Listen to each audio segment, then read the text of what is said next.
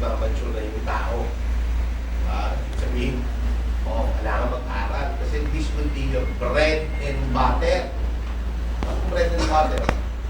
This will be your way to earn for your money, for the money, which will be later on your bread and butter to survive. Not for your personal gain, but also for your family. Right? Yung mga taong nagsusumikap, yung mga taong bibigay ng magandang ng nagtsatsaga, later on, nagkakaroon ng nilaga. Ibang tao, sabi natin, as maturing individual, alam mo, hindi ka kaya pag-aralin ng magulang ginagawa. Gumagawa ng paraan. Working student. Nag-working student. Nag-working student, nagbebenta ng dyaryo, nagtitinda ng sigarilyo. Yung iba, kahit na yung dati, yung mga naglilinis ng jeep, o yung iba nagiging scholar, para mapag-aral sa school, ginagawa at ginagawa yun.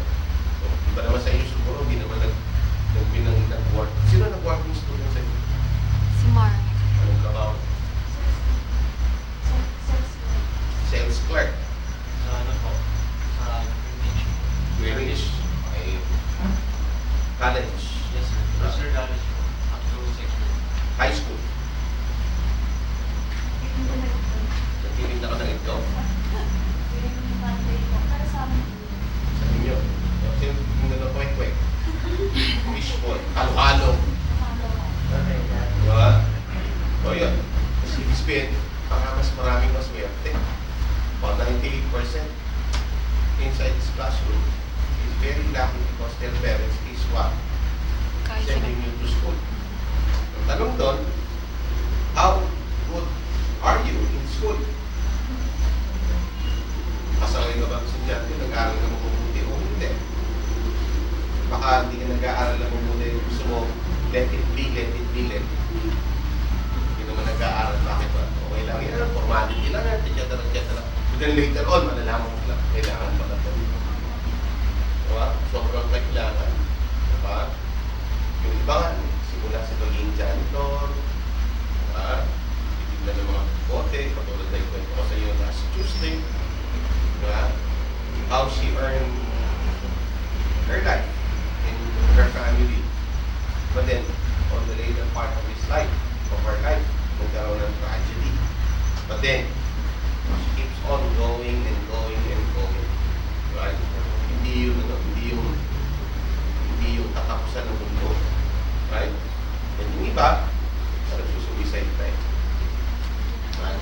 Although, natural reaction ng isang tao magkaroon ng some sort of depression. If such situation or situations ay hindi kaya ng isang naturalesa ng isang tao. Right? Sino ba hindi na-depress sa inyo? O-depress in ethics. Up to a point na sabi yung parang gusto mo nang mag-give up. Sino hindi? Lahat tumalas doon. Diba? Sino ba depressed hanggang ngayon? Alam ko na, Mami, depressed ka pa hanggang ngayon? Ngayon? Hanggang ngayon, depressed pa rin si Mami. Hindi pa siya makabuo. There is life after this. There is life after that situation. Because you are what? Creating. You are starting anew to your future and the future of your daughter. Right? You have to move on. Mag-contract ka na. Mag-asawa ka na, tutulbusin. Bakit? Hanggang ngayon, naman matapos pa rin hanggang ngayon. May duha ka po yung nailalabas dyan. Tsura. Diba? Hindi na. Kailangan mag-move on ka. Diba? You deserve to be happy. Diba? Sabi mo, it takes time. Ilang taon na yung Mami. Ay, iyak na naman si Mami. Ito mo si Mami Jen. Move on siya. Diba?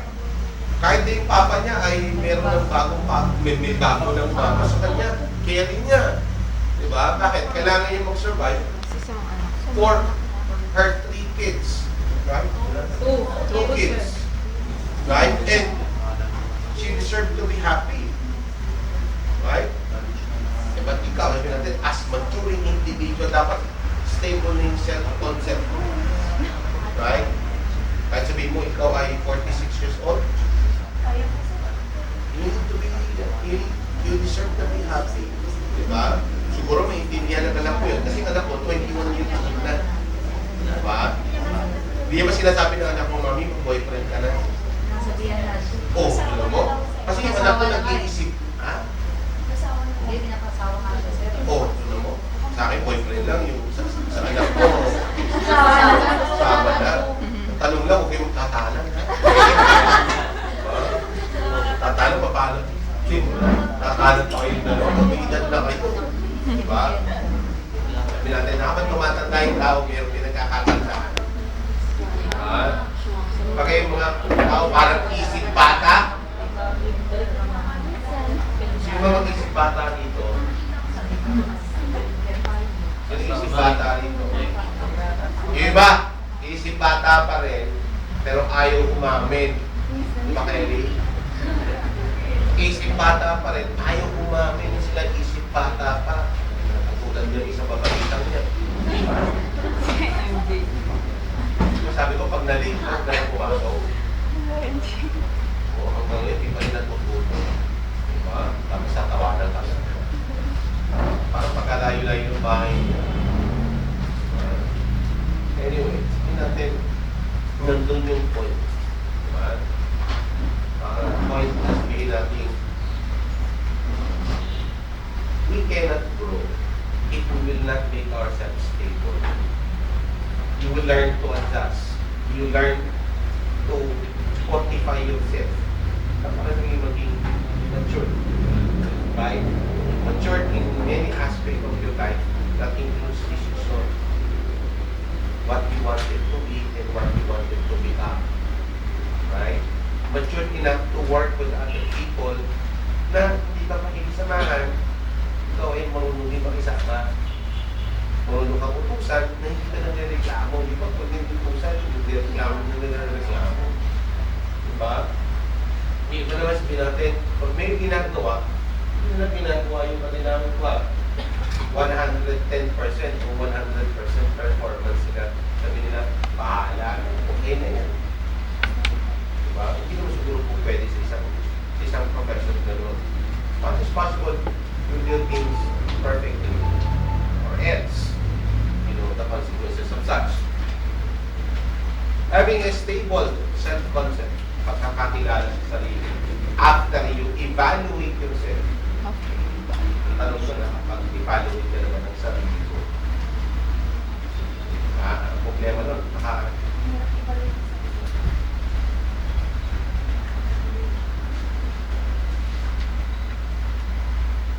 hanggang ngayon, hindi mo pa kilala yung sarili mo.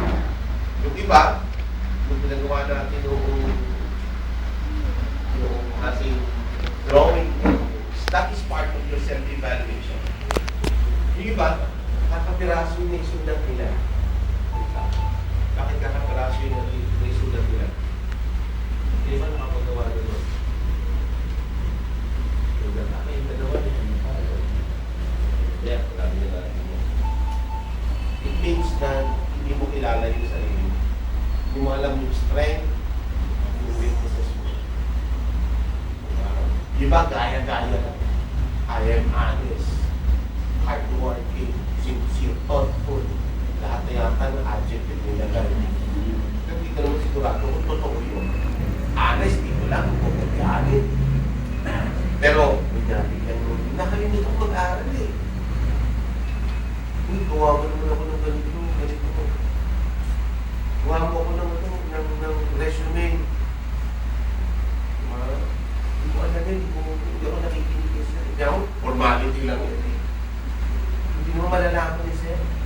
Paano ko nalaman ko? Diba? Bakit hindi ka pangalanan kung sino ka man. Pero,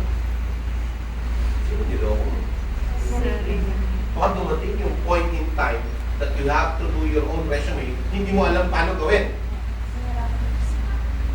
No, inay, kung mo yung resume, papunyeta ka, mali mo yan. Diba? Pinag-aaral din, hindi mo alam yung ganito, ganito. Maski naman ang grade school, diba? Tinuro na rin niya magawa ng sulat. Alam mo yung heading, salutation, body of the letter. Diba? Alam mo yun, pati yung mga spacing na yan. Kasi yung space after yung point. Point na lang. At the end of the sentence, Period. no, period pala.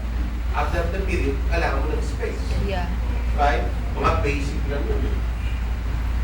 Pero mali mo magawa ng letter. Kung nanay mo ay sekretarya, kung nanay mo eh, nung time na yun, nag-aaral din. Alam niyo yun. Diba? Pagdating mo na paano mag-a-apply, o-offline mo na yun. But, learning or knowing yourself, dinaya mo yung sarili. Diba? Tanong doon, i-evaluate mo yung sarili. Diba? Dokla din. Ano yung pinakamagandang ugali?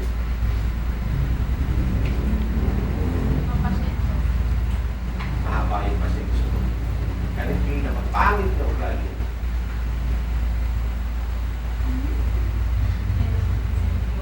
At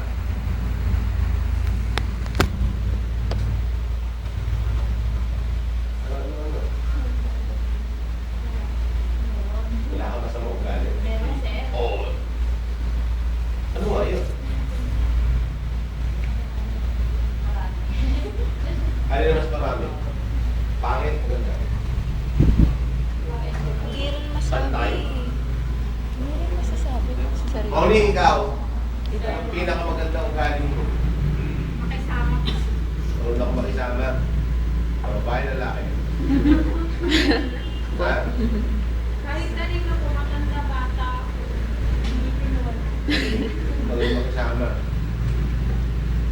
Bukod doon, anong pinakamasamang ugali mo? Pagnutin ko kasi ako. Bumutin ka. Boyfriend ka na kasi. Girlfriend pa na. Girlfriend. Ano gusto mo talaga, boy o girl? Isa na ako sa... Yung totoo. Ay! Den. Nauulit daw yung isda sa bibig. Nabigla? Sabihin natin. Ikaw, Kelly. Anong pinakamagandang ugali mo? Makisama, sir. Nagmumaya ka na naman sa katabi mo. Kasi bata mo siya maganda na makasama. O, ganun din yung sinabi niya. Kaya nga, sir, yung kasi wala na ibang Makisama. That is towards other people. But to yourself. Ano yung pinak? O yung sige, hindi na natin pilitin pa. Diba? Miss Miko, ako, ang pinakamagandang ugali mo. Generous ka. Diba nung gagayat, generous din ako. Diba? Ano pinakapangit ng ugali mo? Hindi mo alam. Okay, hindi ka naman mabunganga. Hindi ka lover. Ikaw, sir, pinakamagandang ugali mo.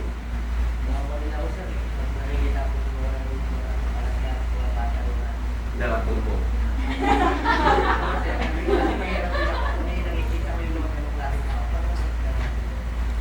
Anong pinakasamang ugali? Bigla ka nakakalit ka.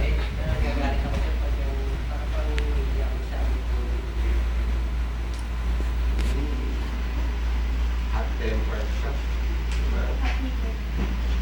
Then ikaw, ang pinakamagandang ugali mo.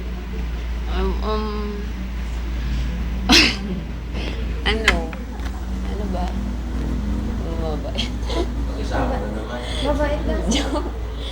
Actually, Magaling ka nga makisama. Kung ba pinakikisama ka naman. ayun. Mabait. Ha? Yan. Mabait daw, sir. Mabait. Paano mabait? Baka sinasampag ka, di gumaganti. minumura ka, tahimik ka lang din. Mm-mm. Iniiyak mo na lang ng iniiyak. Mabait ba yun? Hindi. Pag kami dadaan ka doon, ito na naman itong babae ko, nakamotorsiklo na naman. Tapos kung binali ko sinasabing ganoon, sa bahay ka lang. Pagdating mo sa bahay, magmumukmo ka, iiyak ka. Sure, sir. Tapos gusto mo patayin sila, pero kung magawa dahil mabait ka eh. Ganun ba yan? Ibig sabihin mo, ayoko naman sila saktan. Ako na lang, sarili ko na lang. Mabait ka, sarili ka. Kung ano ang pinakamagandang ugali mo? Hindi ko alam. Hindi mo alam. Ano yung pinakapangit mong ugali? Hot-tempered. Hot-tempered ka? Pero ginagawa mo pagka nagagalit ka?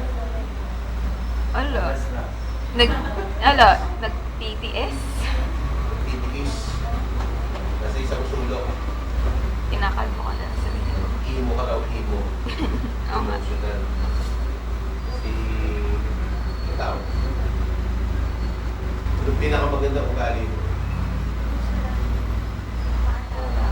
Maalaga. Maalaga sa kaibigan. Lagi mo pinakakain.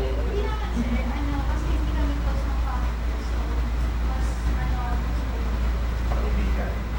Ano yung pinakapangit mo ugali?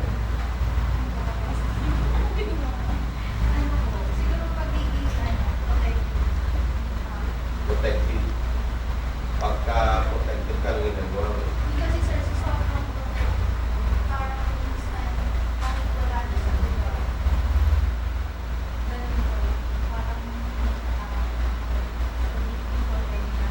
Dapat yung mga security guard.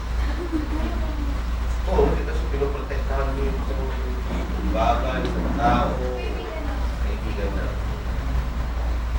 Si Dranto. Mahaba. Ganun mahaba. Mahaba yung pasensya. Kahit hindi magbayad. Ha? Hindi malaman yun. Oo, tapos, anong bilak na sa mga ugali? Ha? Wow. Hindi mo alam kung bilak na sa mga ugali. Dapat alamin mo kung bilak na sa mga ugali. Baka hindi mo pa nagagawa. Nagawa mo na magalit? Ha? Bakit ka nagalit? Pinagbayad.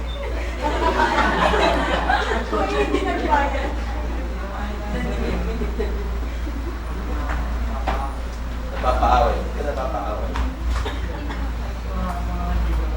Oo nga, bakit? Anong nagpaligid? Ba't pinapaaway?